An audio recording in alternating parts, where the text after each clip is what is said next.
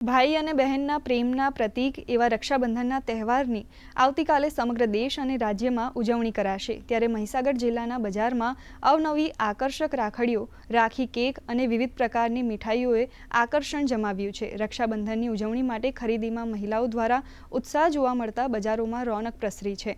સામાન્ય રીતે વર્ષથી બહેન ભાઈને મીઠાઈ ખવડાવી, કંકુ તિલક કરી ભાઈના જમણા હાથના કાંડા પર રાખડી બાંધી રક્ષાબંધનની ઉજવણી કરે છે, પરંતુ હવે મીઠાઈની જગ્યાએ બહેન રાખી, કેક ખવડાવી રક્ષાબંધનની ઉજવણી કરશે।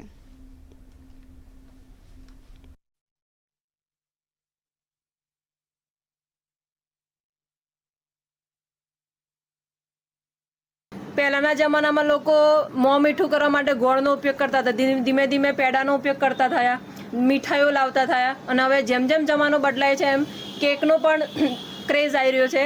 અને હવે રક્ષાબંધનના પવિત્ર દિવસે ભાઈ અને બેન ભાઈના માટે કેક લઈ અને મોં મીઠું કરાવી અને રક્ષાબંધનનો દિવસ ઉજવે છે।